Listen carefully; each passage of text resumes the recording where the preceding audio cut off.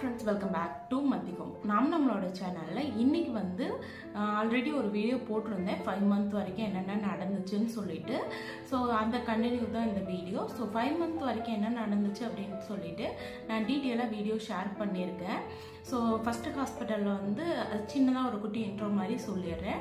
First வந்து starting ஆகும். First ஹாஸ்பிட்டலில் வந்து சரியாக வந்து இல்லை, கரெக்டான பொசிஷனில் இல்லை சொல்லிட்டு ஊசி 10 month வரைக்குமே போடணும்னு சொல்லியிருந்தாங்க. சொல்லிட்டு 3 month வரைக்கும் அவங்கள்ட்ட தான் பார்த்தேன்.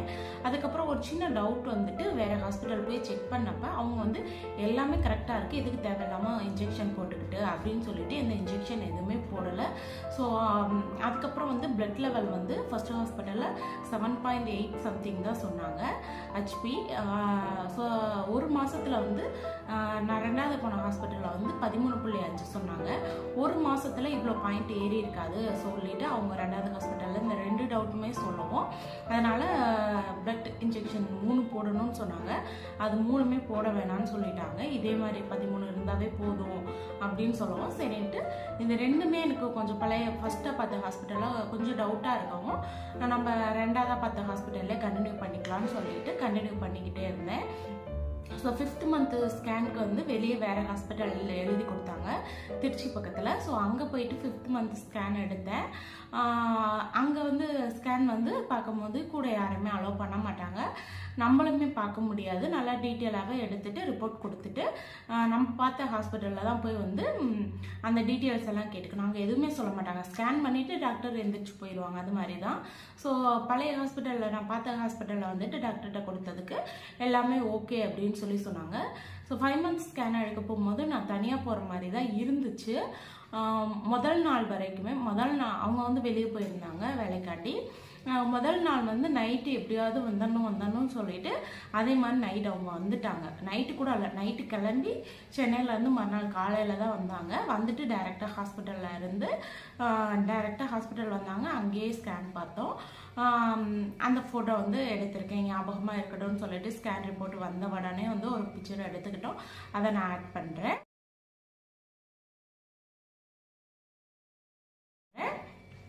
ஸோ அது மாதிரி ஸ்கேன் எடுத்து முடிச்சுட்டு பழைய ஹாஸ்பிட்டல் வந்து காட்டிட்டு அதுக்கப்புறம் மந்த்லி ஒன்ஸ் தான் போனேன். கரெக்டாக டேட் வைஸ் வந்து 30 நாளைக்கு டேப்லெட் எழுதி கொடுத்துருவாங்க. அதுக்கப்புறம் இடையில ஜிஹெச் வந்து மந்த்லி ஒன்ஸ் போயிட்டு சக்கரை தண்ணி இது மாதிரி குடிக்கிறது, பிபி செக் பண்ணுறது, இது எல்லாமே பார்த்துக்கிட்டு இருந்தேன். ஸோ நம்ம ஜிஹெச் எதுக்காண்டி போகிறோன்னா அந்த பிஹெச்எஸ் நம்பர் வந்து அங்கே தான் கொடுப்பாங்க. பர்த் சர்டிஃபிகேட் வந்து ஜிஹெச்சில் தான் கிடைக்கும். அதனால தான் வந்து ஜிஹெச் போகிறது. நம்ம டெலிவரி இஷ்டம்னா ஜிஹெச்சில் பார்க்கலாம், இல்லைனா ப்ரைவேட்டில் பார்க்கலாம். ஸ்டார்டிங்கில் வந்து ப்ரைவேட்டில் பார்க்குற ஃபஸ்ட்டு ஸ்டார்டிங்கில் வந்து அந்த ஹாஸ்பிட்டல்லே நம்ம டெலிவரி பார்த்துக்கலாங்கிற மாதிரி தான் நாங்கள் நம்பிட்டு இருந்தோம். ஒரு 7 month 6th முடிஞ்சிச்சு. 7th வந்து ஸ்டார்ட் ஆகும்போதே வளகாப்பு போட்டாச்சு. 7th month வந்து நவம்பர் 15 அன்னைக்கு கரெக்டாக புதன்கிழமை அன்னைக்கு வளகாப்பு போட்டது. வளகாப்பு வந்து சிம்பிளாக நம்ம வீட்டு மாடியிலேயே தான் நடந்துச்சு.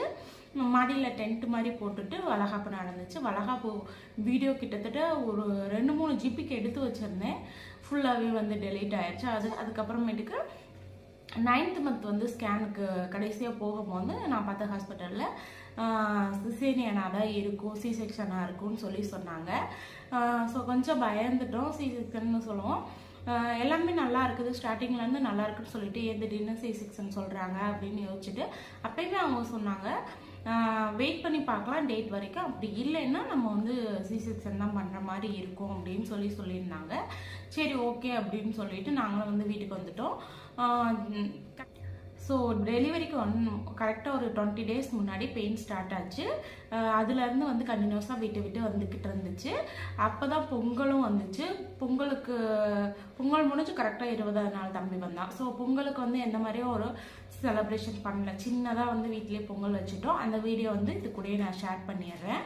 வந்து சிம்பிளாக காலையில் 6 மணி போல் வீட்டிலேயே சக்கரை பொங்கல், வெண்பொங்கல், சட்னி சாம்பார் வச்சு பொங்கல் போட்டியாச்சு. வேறு எதுவுமே பண்ணலை, எங்கேயுமே போகலை. ஏன்னா லாஸ்ட் மந்த்துங்கிறனால எப்போ வேணாலும் டெலிவரி டைம் வரலாம் அப்படின்னு சொல்லிட்டு தான் எங்கேயுமே போகலை. அதுக்கப்புறமேட்டுக்கு ஒரு 10 days கழிச்சு மறுபடியும் ஸ்கேன் பண்ணிட்டு வர சொன்னாங்க. உடனே வெயிட் பண்ணலாம், டேட் வரைக்கும் பெயின் வந்தால் வரங்க, இல்லைன்னா வெயிட் பண்ணுங்க அப்படின்னு சொன்னாங்க. டெலிவரி எப்பயுமே வந்து நான் வந்து வேண்டியிருந்தேன். கன்சீவ் இருந்தப்போ நான் ஆல்ரெடி போய்கிட்டு இருக்க பாபா கோயிலுக்கு வரதா வேண்டியிருந்தேன். ஸோ அது வந்து 5 month முடிஞ்சதுலேருந்தே நான் வீக்லி பாபா கோயிலுக்கு போய்கிட்டே தான் இருந்தேன். அதே மாதிரி திருச்சி பக்கத்தில் தென் ஷீரடி சாய்பாபான்னு சொல்லிட்டு ஒரு கோவில் இருக்குது. அங்கேயும் வரதா சொல்லிட்டு வேண்டியிருந்தேன். ஸோ டெலிவரி டேட்டே வரப்போதே, நம்ம இன்னும் வேண்டுதல் நிறைவேற்றலையே அப்படின்னு சொல்லிட்டு கரெக்டாக டெலிவரிக்கு 8 நாள் முன்னாடி, இந்த வீக் மண்டே தம்பி பிறக்கிறான்னா போன வீக் சண்டே அன்னைக்கு வந்து நாங்கள் திருச்சி தென் ஷீரடி சாய்பாபா கோவிலுக்கு போகிறோம். அப்போ பயம் உள்ளுக்குள்ள, நம்மளுக்கு எப்போ வேண்டாலும் டெலிவரி ஆயிரும், திடீர்னு பெயின் வந்துருச்சுன்னா என்ன பண்ணுறது, இவ்வளோ தூரம் ட்ராவல் பண்ணுறோமே அப்படின்லாம் ரொம்ப பயந்துட்டு ஹாஸ்பிட்டல் ஃபைல் மட்டும் எடுத்துகிட்டு போயிட்டேன். மிச்சம் எதுனாலும் கடையில் வாங்கிக்கலாம், ஒரு ட்ரெஸ்ஸோ மற்ற வேறு எதுனாலும் கடையில் வாங்கிக்கலாம். ஆனால் ஃபைல் இல்லைன்னா எதுவுமே பண்ண முடியாதுன்னு சொல்லிட்டு ஹாஸ்பிட்டல் ஃபைல் மட்டும் எடுத்துகிட்டு தென் ஷீரடி சாய்பாபா கோவிலுக்கு போனோம். ஸோ அந்த வீடியோ வந்து நம்ம சேனலில்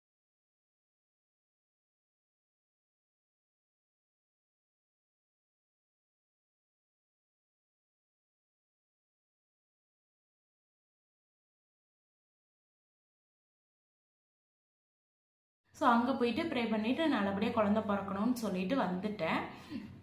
ஸோ அது மாதிரி வந்து வந்ததுக்கப்புறம் நெக்ஸ்ட் வீக் சண்டே, அதாவது நெக்ஸ்ட் வீக் மண்டே வந்து தம்பி பிறக்கிறான். அதே சண்டே நாள் வந்து நான் நம்மளோட சாய்பாபா கோவிலுக்கு வீக்லி போய்கிட்டு இருந்த சாய்பாபா கோவிலுக்கு நான் யோசிச்சது என்னென்னா, இன்னும் 2 டேஸில் டேட்டு. ஸோ C-செக்ஷன்னாலும் நார்மல்னாலும் சரி, குழந்தை பிறந்ததுக்கப்புறம் கொஞ்சம் நாளைக்கு கண்டினியூஸாக கோயில் போக முடியாது. தம்பி வந்து கொஞ்சம் உட்காந்து இது மாதிரி பண்ணுற வரைக்குமே நம்மளால் வந்து தனியாக கேரி பண்ணி கொண்டு போக முடியாது, போயிட்டு வந்துட்டு இருக்க முடியாது. ஏன்னா ரொம்ப கூட்டம் இருக்கும், வெயில் மழை இதெல்லாம் இருக்கும் அப்படின்னு சொல்லிட்டு, சரி நம்ம போயிட்டு வந்துடலாம் ஒரு தடவை கோவிலுக்கு அப்படின்னு சொல்லிட்டு, பக்கத்துலேயே தான் இருக்குது, சரி போயிட்டு வந்துடலான்னு சொல்லிட்டு முதல் நாள் டெலிவரிக்கு முதல் நாள் ஞாயிற்றுக்கிழமை அன்னைக்கு கிளம்பணும். கிளம்பிட்டு போயிட்டு கோயிலில் போயிட்டு சாமி கும்பிட்டுட்டு மத்தியானம் சாப்பாடு அங்கே சாப்பிட்டுட்டு வீட்டுக்கு வந்தோம். மத்தியானம் ஸோ அங்கே கோவிலில் பருப்பு சாம்பார் போடுறதுனால நல்லா சாப்பிட்டு வந்துட்டு, ஸோ நைட் வந்து எனக்கு எதுவும் வேண்டாம் அப்படின்னு சொல்லிட்டு டீ காஃபி ஏதோ சம்திங் சாப்பிட்டுட்டு படுத்துட்டேன். அவ்வளோதான் வந்து முதல் நாள், பேபி வர்றதுக்கு முதல் நாள் நடந்தது. ஸோ வளகாப்பு வீடியோஸ் வந்து இது கூட உங்களுக்கு வளகாப்போட ஃபோட்டோஸ் வந்து ஷேர் பண்ணுறேன். சண்டே அன்னைக்கு நைட்டு வந்து 12:30 போல் லைட்டாக பெயின் ஸ்டார்ட் ஆச்சு. பெயின் லைட்டாக ஸ்டார்ட் ஆகும்போது சரி, இதுக்கு முன்னாடி 20 நாளாக இருந்துக்கிட்டு இருந்த மாதிரி தான் இருந்துச்சு. அந்த அளவுக்கு எனக்கு பெயின் தெரியவே இல்லை. சரி இருந்துக்கிட்டு இருந்த மாதிரி இருக்கும், சரி அந்த மாதிரி தான் இருக்குது அப்படின்னு சொல்லிட்டு நான் படுத்துட்டேன். லைட்டாக பெயின் இருந்துச்சு, அவ்வளோதான். நான் அந்த 20 நாளாக கண்டினியூஸாக பெயின் இருந்தனால எனக்கு இந்த பெயின் வந்து பெருசாக தெரியல. ஸோ வெயிட் பண்ணிக்கிட்டே இருந்தேன். மார்னிங் என்ன பண்ணிவிட்டு 5:30க்கெலாம் ஸ்டார்ட் ஆயிடுச்சு. லைட்டாக இல்லை, கொஞ்சம் ஜாஸ்தியாகவே ஸ்டார்ட் ஆச்சு. விட்டு வலிச்சுட்டே இருந்துச்சு. டெலிவரி பேக் எல்லாமே பேக் பண்ணி வச்சுருந்தேன். ஒரு பேக் வந்து டெலிவரி நடக்கும்போது லேபர் ரூமுக்கு ஒன்று வந்து யூஸ் பண்ணுறதுக்கு இது மாதிரி வந்து பேக்லாம் பிரித்து வச்சுருந்தேன்.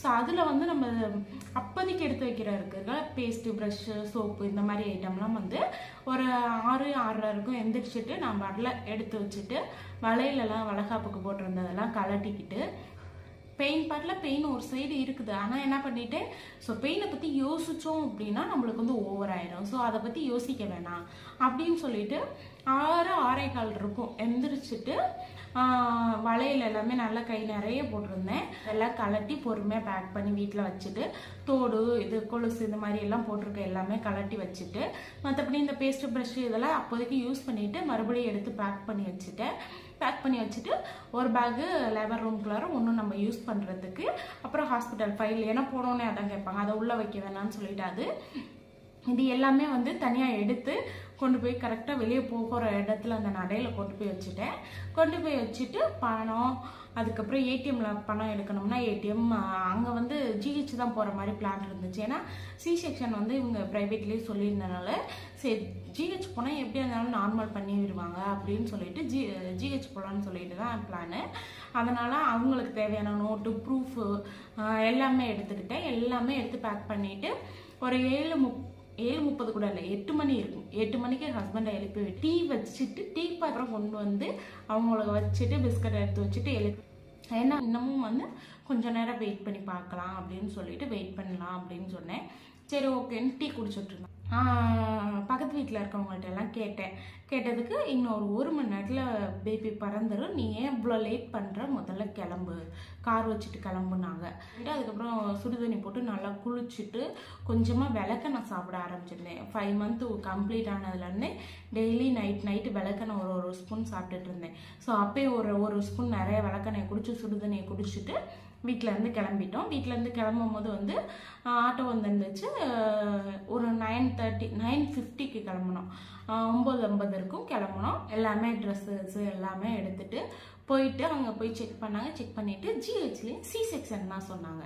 சி செக்ஷன் சொல்லவும் சரி ஓகே நம்மளுக்கு இதுதான் போல் அப்படின்னு ஓகேன்னு சொல்லிட்டு ஃபஸ்ட்டு என்ன எனக்கு நார்மல் தான் வேணும் அப்படின்னு சொல்லிக்கிட்டு இருந்தேன். அப்புறம் ஒரு ஸ்டேஜில் அவங்க சொல்லவும் சரி ஓகே சி செக்ஷன் பண்ணலாம் அப்படின்னு சொல்லிட்டு உட்கார வெயிட் பண்ண சொல்லியிருந்தாங்க.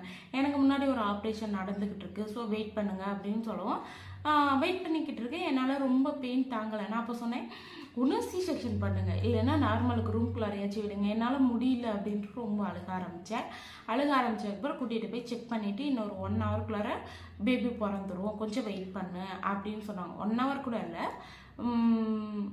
கரெக்டாக வந்து 1 மணிக்கு சொன்னாங்க.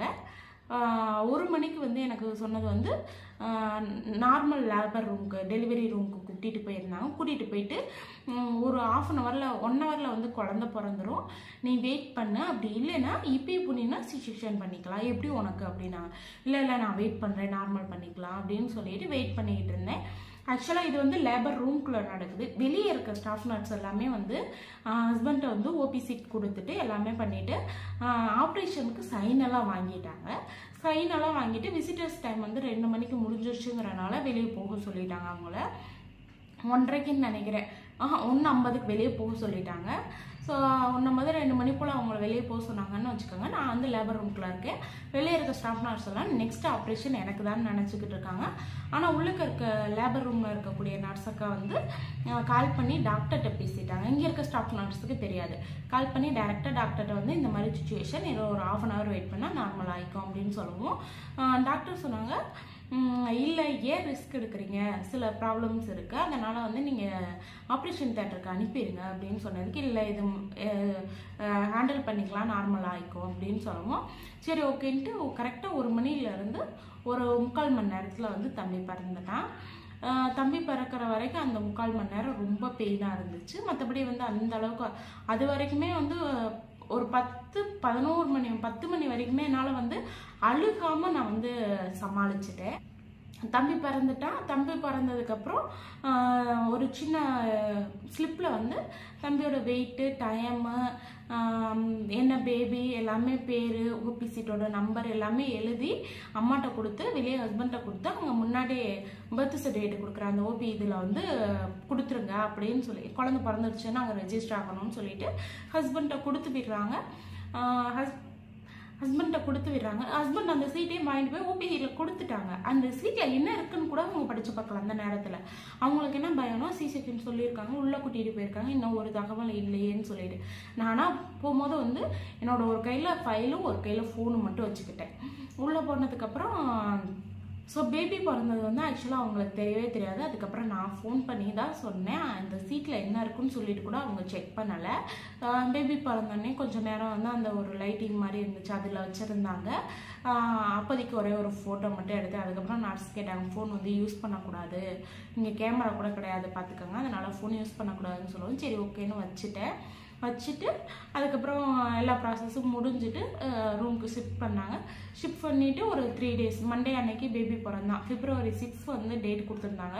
ஆனால் February 5 வந்து நம்மளுக்கு தம்பி பிறந்துட்டான் சொல்லிட்டு ஈவினிங் தான் தம்பியை பார்க்க விட்டாங்க. அது வரைக்கும் தம்பியை பார்க்க விடல. ஈவினிங் வந்து ஒரு 6ன்னு நினைக்கிறேன், அப்போதைக்கு தான் தம்பியை பார்க்க விட்டாங்க. 6 to 8 என்னமோ தம்பியை பார்க்க விட்டாங்க. அப்போ தான் சாப்பாடு சாப்பிடுவேன். முதல் நாள் சாய்பாபா கோவிலில் மத்தியானம் சாப்பிட்ட சாப்பாடு, நைட்டும் சாப்பிடல. காலையில் ஆப்ரேஷனுங்கிறனால தண்ணி கூட குடிக்கக்கூடாதுன்ட்டாங்க. அதனால் அடுத்த நாள் மத்தியானம் தான் வந்து சாப்பாடு நைட்டு தான் வந்து சாப்பாடு சாப்பிட்டேன். அப்பயும் சாப்பிட முடியல. அதுக்கப்புறம் ஒரு 2 days டியூஸ்டே வெனஸ்டே 2 நாள் ஃபுல்லாகவே அங்கே தான் இருந்தோம். அப்புறம் வியாழக்கிழமை அன்னைக்கு கிளம்பிக்க சொல்லி டிஸ்சார்ஜ் சம்மரி கொடுத்தாங்க. எல்லாமே ஓகேவா இருந்துச்சு. தம்பியோட வெயிட் வந்து பிறக்கும் போது 2.800 இருந்தான். மற்றபடி வந்து எல்லாமே ஓகேவாக இருக்கும். சரி ஓகே வியாழக்கிழமை கிளம்பிக்கங்க, மண்டே வியாழக்கிழமை அன்னைக்கு காலையில் டிஸ்சார்ஜ் சம்மரி கொடுத்துட்டு கிளம்ப சொன்னாங்க. கிளம்ப சொல்லுவோம். வியாழக்கிழமை மத்தியானம் கிட்டத்தட்ட ஒரு 2:30 இருக்கும். கரெக்டாக வந்து வீட்டுக்கு வந்துட்டோம். வீட்டுக்கு வர்றதுக்கு முன்னாடியே வந்து அவங்க ஒரு கிட்டு கொடுத்துட்டாங்க. எல்லோ கலரில் வந்து கவர்மெண்ட் கொடுக்குற ஒரு கிட்டு கொடுத்துட்டாங்க. வீட்டுக்கு வரதுக்கு முன்னாடியே பர்த் சர்டிஃபிகேட்லாம் வந்து அப்ளை பண்ணிட்டு வந்தாச்சு. ஒரு நம்ம பேர் வச்சுட்டு போய் வந்து சொல்லிட்டு பேரை அடித்து வாங்கிக்கலான்னு சொல்லியிருந்தாங்க. அதையும் முடிச்சுட்டு வந்துட்டோம். அதுக்கப்புறம் வீட்டுக்கு வந்து எனக்கு வியாழக்கிழமை இதில் எனக்கு என்ன ஹாப்பி அப்படின்னா, நாம் கும்பிட்டதும் பாபாவை. ஸோ வியாழக்கிழமை தான் அவன் வந்து வீட்டுக்கு வரவும் எனக்கு ரொம்ப சந்தோஷமாக இருந்துச்சு. கரெக்டாக வியாழக்கிழமை அன்னைக்கு எப்பயுமே நான் கோயில் முடிஞ்சு வர டயத்துக்கு அதே டயத்துக்கு தான் நான் இவனையும் கூட்டிகிட்டு வந்தேன். ஸோ ஃபஸ்ட் நாள் பேபி பிறந்த அன்னைக்கு வந்து அவங்க தூக்கவே இல்லை. அவங்களுக்கு தூக்கிறதுக்கு ரொம்ப பயமாக இருந்துச்சுன்னு 2வது நாள் சாயந்தரம் 6ஆம் தேதி அன்னைக்கு தான் தம்பியை தூக்கினாங்க. ஸோ 2வது நாள் தான் வந்து அவங்க தம்பியை தூக்குனாங்க. தூக்குன ஃபோட்டோஸ் வந்து எடுத்திருக்கேன், அதை இது கூட வந்து ஆட் பண்ணுறேன். அதுக்கப்புறம் வீட்டுக்கு வந்ததுக்கப்புறம் கிட்டத்தட்ட ஒரு 2-3 மாதமும் அவங்க தான் ஃபுல்லாகவே ஹேண்டில் பண்ணாங்க. அதுலேயும் முதல் மாதம் ஃபுல்லாகவே அவங்க தான் பார்த்துக்கிட்டாங்க. ஸோ தம்பிக்கு வந்து முக்கால்வாசி எல்லாமே ஆன்லைன்லேயே ஆர்டர் பண்ணி வாங்கிக்கிட்டேன். அப்புறம் டெய்லி யூஸ் பண்ணுற சோப்பு இந்த மாதிரி ப்ராடக்ட் எல்லாம் சூப்பர் மார்க்கெட் போயிட்டு வாங்கிக்கிட்டேன். ஸோ அந்த வீடியோஸ் எல்லாமே நான் ஆல்ரெடி போட்டிருக்கேன், செக் பண்ணி பார்த்துக்கோங்க. ஸோ ஜிஹெச்சில் தான் டெலிவரி ஆச்சு, நல்லபடியாக இருக்கான். தம்பியோட பேர் வந்து இனியன். இப்போ வந்து 6 மந்த் கம்ப்ளீட் ஆகி 7 ஸ்டார்ட் ஆகிருக்கு. ஸோ இதுக்கப்புறம் எடுத்துக்கிட்ட வீடியோஸ் 1 by 1 உங்கள் கூட ஷேர் பண்ணிக்கிறேன். ஸோ என்னோட 5 மந்த்ஸ் ஸ்டார்ட் பண்ணி டெலிவரி வரைக்கும் இந்த எக்ஸ்பீரியன்ஸ் தான் நான் வந்து ஃபேஸ் பண்ணது. ஸோ இதே மாதிரி நெக்ஸ்ட் ஒரு வீடியோவில் உங்கள் எல்லாரையும் மீட் பண்ணுறேன். அது வரைக்கும் பாய், தேங்க்யூ.